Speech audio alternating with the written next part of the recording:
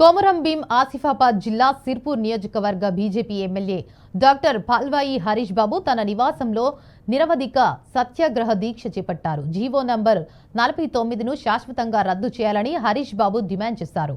పొడు భూముల సమస్యను పరిష్కరించే వరకు సత్యాగ్రహ దీక్ష చేపడతానంటున్న ఎమ్మెల్యే పాల్వాయి హరీష్ బాబుతో మా ప్రతినిధి శ్యామ్ ఫేస్ టు ఫేస్.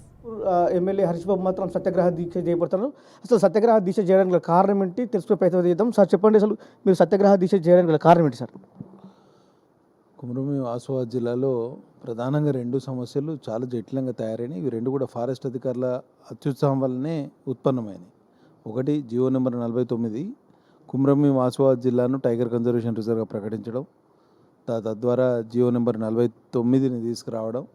ఇది ఎవరిని సంప్రదించకుండా ఎమ్మెల్యేలు కానీ ఎంపీ గారు కానీ స్థానిక ప్రజాప్రతినిధులను ఎవరిని సంప్రదించకుండా ఈ జియో తీసుకురావడంతో, ఏకపక్షంగా జియో తీసుకురావడంతో ఆదివాసీ సంఘాలు, గిరిజనేతలు అందరం కలిసి పెద్ద ఎత్తున ఉద్యమం చేసినాం.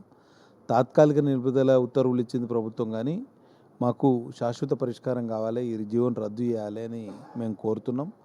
రెండవ అంశం, పోడు భూముల సమస్య చాలా ఉన్నది. ఇప్పటికీ 3-4 నెలలు వర్షాకాలం గడిచిపోయింది, చివరి దశకు వచ్చింది. ఇంకా మనం విత్తనాలు నాటే పరిస్థితి లేదు. దిమ్దా గ్రామస్తులు, చింతలమానేపల్లి మండలానికి చెందిన దిమ్దా గ్రామస్తులు దాదాపు 400 కిలోమీటర్ల పాదయాత్ర చేస్తే హైదరాబాదు శివార్లో వారిని అరెస్ట్ చేసి తీసుకురావడం జరిగింది. ఇప్పటికీ వారికి పరిష్కారం దొరకలేదు.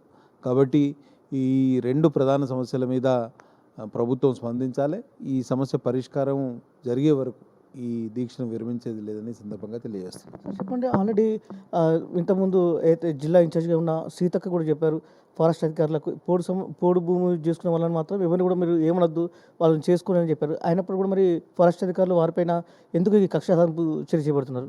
ఫారెస్ట్ అధికారులు అసలు అక్కడ ఫారెస్ట్ సంరక్షణ మీద, ఫారెస్ట్ పరిరక్షణ మీద వాళ్ళకు దృష్టి లేదు. వాళ్ళు ఇక్కడ కొంత రాజకీయాలు నేర్పే ప్రయత్నం చేస్తున్నారు. అందులో భాగంగానే ఈ సమస్య జటిలమైంది. కాబట్టి మేము చెప్పేది ఏంటంటే, నిజంగా మీకు అటవీ సంరక్షణ మీద దృష్టి ఉంటే స్మగ్లర్ల మీద, ఎవరైతే పులులను చంపుతున్నారో పోచర్స్, వాళ్ళ మీద మీరు యాక్షన్ తీసుకోండి. అవన్నీ వదిలేసి చెట్లు కొట్టే వాళ్ళ మీద యాక్షన్ లేదు, అటు పులులను చంపే వాళ్ళ మీద యాక్షన్ లేదు. తీరా చూస్తే పోడు రైతులు 40-50 సంవత్సరాలుగా చేసుకుంటున్నారు. వాళ్ళ భూములు గుంజుకోవాలి, వాళ్ళు లాక్కోవాలి. ఇదే దౌర్జన్యకాండ ఈ నియోజకవర్గం నడుస్తుంది. ప్రభుత్వంలో ఉన్న మంత్రులు చెప్పే మాటలు ఒకటి, కింద అధికారులు చేసేది ఒకటి. సార్ చెప్పండి, అసలు పులుల మీద ఉన్నటువంటి ప్రేమ ఇప్పుడు జనాల మీద లేదా మరి ప్రభుత్వానికి ఏంటి మీరు దీనికి కారణం ఏంటి? పులుల మీద ప్రేమ ఉండద్దు, జనాల మీద ఉండాలని కాదు. అందరూ కూడా కలిసి, పులులు ఆదివాసులు తరతరాలుగా కలిసే ఉన్నారు. ఆదివాసుల సంరక్షణలో భాగంగానే పులుల సంతతి పెరిగింది. కాబట్టి ఆ పరిసర ప్రాంతాల ప్రజలు ఎవరు కూడా పులులకు వ్యతిరేకంగా పులులను చంపాలనే ఆలోచనతో ఈ పోచింగ్ గ్యాంగ్ అనేది బయట నుంచి వస్తుంది.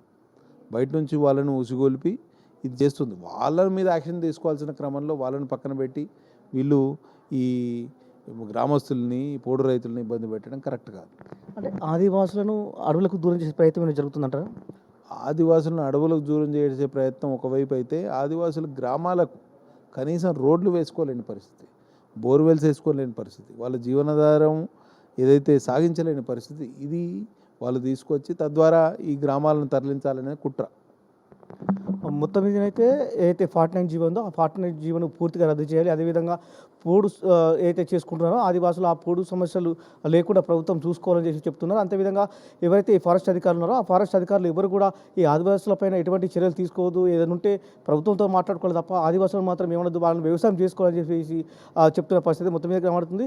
మొత్తం అయితే హరీష్ బాబు మాత్రం గత 3 రోజుల నుండి కూడా సత్యాగ్రహ దీక్ష చేపడుతున్న పరిస్థితి కనబడుతుంది. కెమెరా పర్సన్ శ్రీనివాస్తో షామోహన్, బీఆర్కే న్యూస్, సిర్పూర్ నుండి.